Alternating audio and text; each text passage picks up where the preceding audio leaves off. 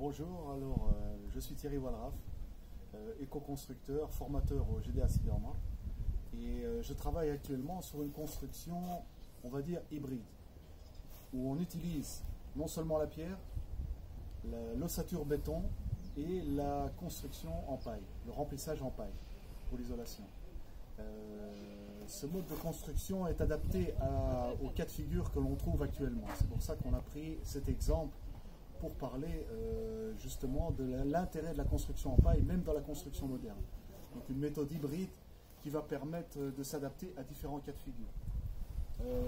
Là, ce que je suis en train de réaliser, c'est un mur avec une ouverture, donc avec une fenêtre. On voit que c'est la technique dite de la CST.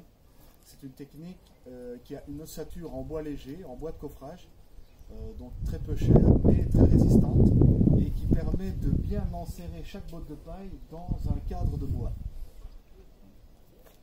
Donc là, je vais montrer maintenant la méthode pour, quand on a des espaces qui sont petits, découper la botte de paille à la dimension dont on a besoin. Parce que les bottes de paille font en général 1 mètre, 1 mètre 10, 1 mètre 20, c'est très variable.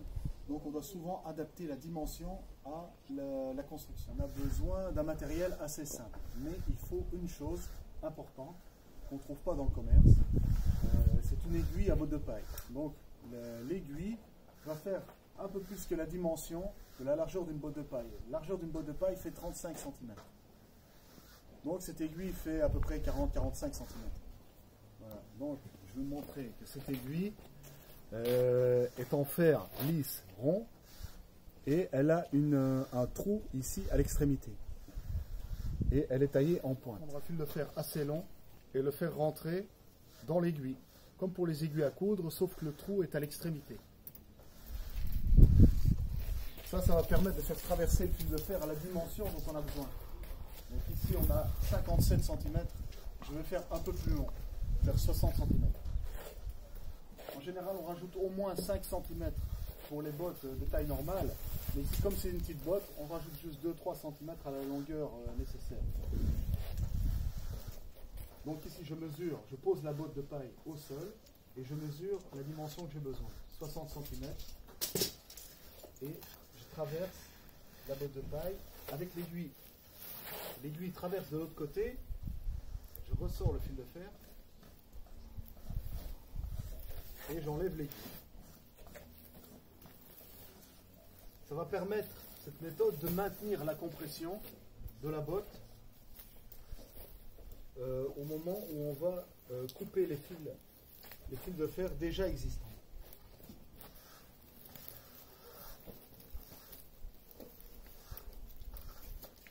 On attache.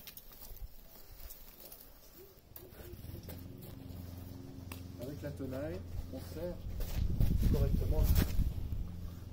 On coupe l'excédent.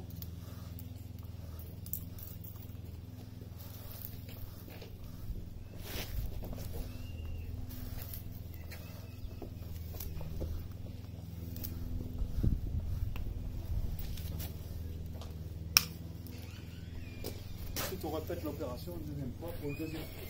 Parce que chaque botte de paille contient 2 fils de maintien.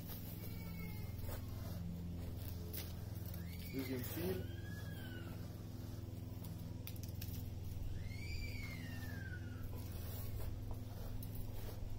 Dans la même dimension, on traverse.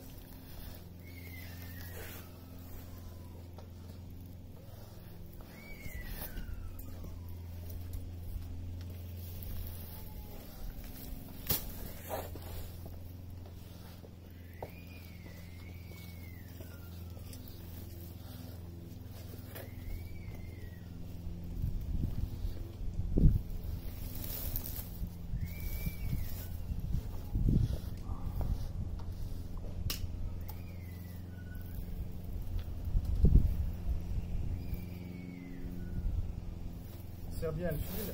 Ensuite, on peut couper le premier fil, le fil d'origine. Attention de ne pas se tromper.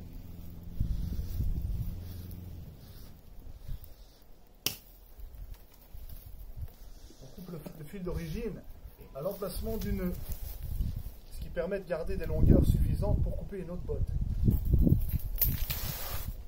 Oh, par économie, pas une règle absolue.